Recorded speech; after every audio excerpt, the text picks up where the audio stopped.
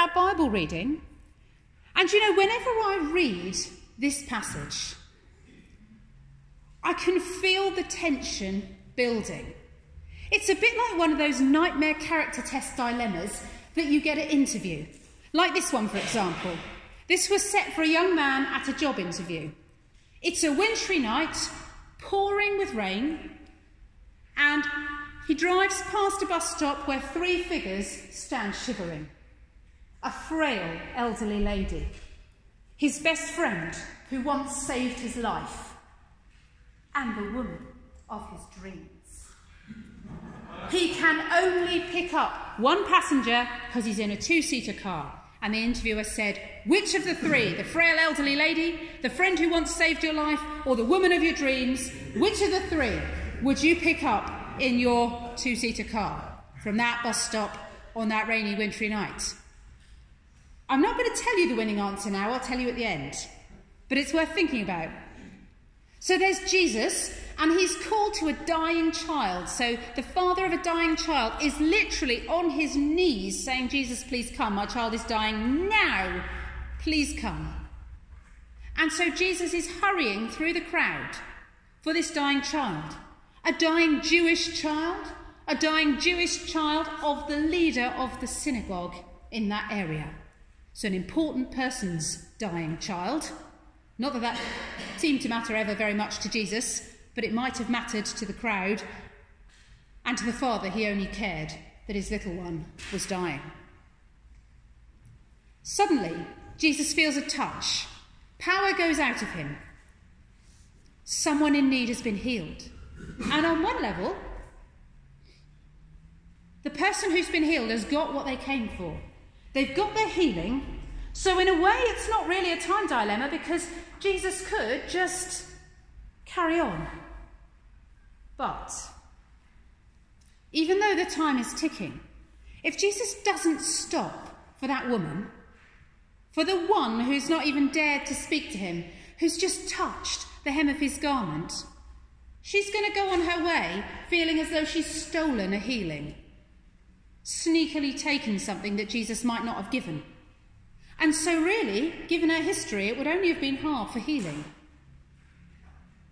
Because Jesus didn't just heal people's bodies. He also healed the whole of their lives. The dying child, or the needy, sick woman.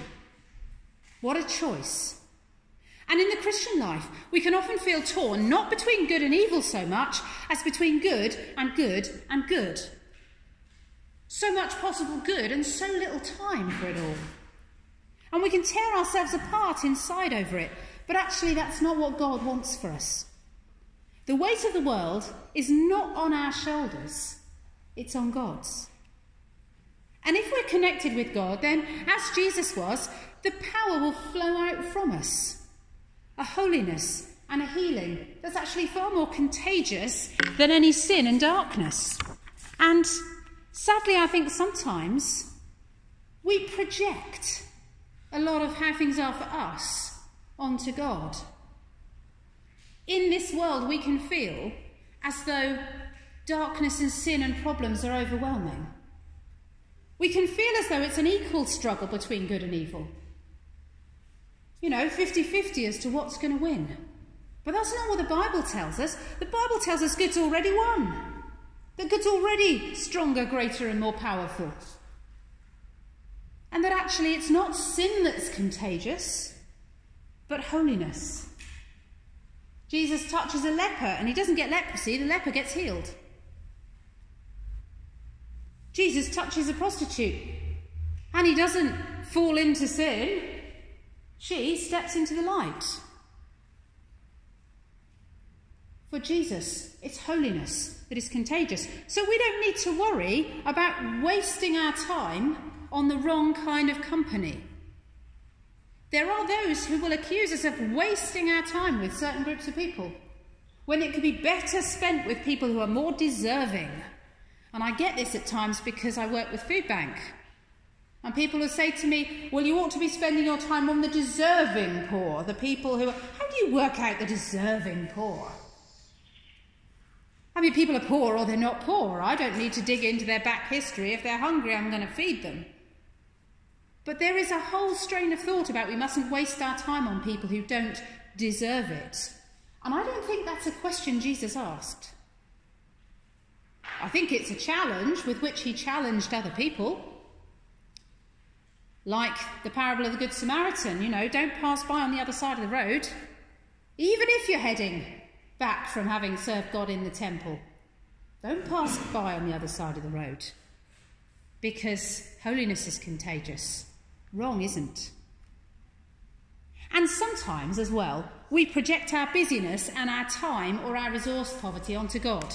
And I wonder if this is familiar.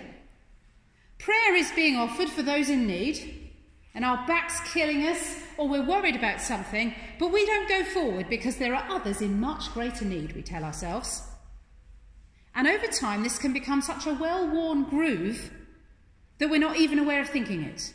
We might even see it as a virtue. But actually, that kind of thinking says some harmful things about God. It says that there's only a limited amount of love or peace or power available from God, and we don't want to take it from others. We don't want to use it up. It's saying God's time is limited like our doctor's time is limited. One problem, 10 minutes, you're done. Yeah? God's not like that. It's not that if we use up God's time on ourselves, other people will miss out. God doesn't need to do triage. He doesn't need to meet the greatest need first. His resources are not going to run out. His time and his love and his power are infinite. And so we've got these two types of time. We've got chronos time, the kind of time that runs along, the kind of time that you miss the bus in, miss school in, can be late for a funeral in. Chronos time, chronological. But in New Testament Greek, there's another word used for time. Kairos time, the right time, the opportune moment. Put your hand up if you've ever been or felt like you've been in just the right place at just the right time. Has that ever happened to you? I went from Chigwell to Southampton, and the lights were green the entire way. I've never known anything like it. Straight through, every light green. Yeah? We've had those moments, haven't we? Anyone want to share a moment when you've been in exactly the right place at exactly the right time? Anyone think of a moment when that's happened to you? But certainly, we have these times. That right conversation you wouldn't have had if you hadn't been in the right place. Maybe you get picked for something because you happen to be sitting at the front really straight, being incredibly well behaved when the teacher asks, and you get picked. And another time, you might have been, scratching your head turned sideways and doing something at the back and not got picked. But you're in the right place at the right time. And Jesus calls the healed woman and her story into the light because the time's right for it. She is someone who was bled for 7 years. Now for Jews, if you're bleeding, you're unclean. People can't touch you. Now that was a really great rule for if you lived in a hot country and you didn't know what was wrong with someone, and diseases could be passed really easily from one person to another. So all these rules were about making sure that if somebody got a really awful disease, they couldn't pass it to everybody and everybody wouldn't all die. So they're really, really good rules, but the problem is that for this woman, she's been sick for 7 years. And that means 7 years of meals taken on her own. 7 years unhugged and unkissed.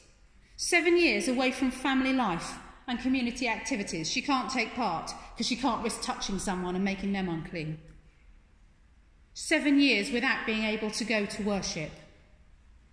Without being able to be part of the life of her community. And Jesus, when he calls her out, and he hears her story, and we don't get the whole thing again in the Bible because we already know it, because the writer's already told us, but the crowd around Jesus, including this dad who's saying, "Come on, my daughter is dying," they all have to listen to this woman's story. And I imagine all the pushing and jostling would have stopped as soon as they realised she was unclean. Everybody would have kind of gone back a pace. And she would have had space to tell her story and be heard. And when Jesus says, "Daughter, your faith has healed you," she can go home. She can go to her family, she can go back to her community, she can go to the temple if she wants to. And he calls her daughter. Daughter. She's as much God's beloved as the little girl of that man who's twitching in agony at Jesus' elbow, willing Jesus to hurry up. And Jesus really sees that woman. She matters because it's her time to be restored. And Jairus' daughter, Jairus' little daughter, is no less healed because of the delay. Her healing didn't depend on Jairus' ability to bring Jesus back in time. It was the gift and power of God. And I want to leave us with two really important questions. Question number one, am I carrying the burdens of God and trying to do too much? Am I trying to do God's job for him? Yeah? Am I trying to do God's job for him? Am I trying to do all the good there is to do and feeling hugely pressured and torn in different directions because I feel as though if I don't do it, it won't get done? If so, that's something you need to give to God. You need to give him his job back. It's not your job, it's his job. And am I reaching out for Jesus for myself enough? Or am I struggling under that theology of scarcity? Am I really saying, well, I won't go forward for prayer because I want to make sure other people get? As though the blessings will run out for those at the end of the line? So I challenge you today, as Bishop Roger is fond of saying, in the aircraft you put your own oxygen mask on first before helping others. And I know it's an illustration you've heard before, but I wonder if it's really gone in. So I encourage you today, if you've got a niggling ongoing problem, if there is something in your life, or in the life of somebody you love, that's an ongoing thing that's draining, that's taking time, or if you've got a problem that's just cropped up recently, but you think, oh, it's not that important, bring it to God.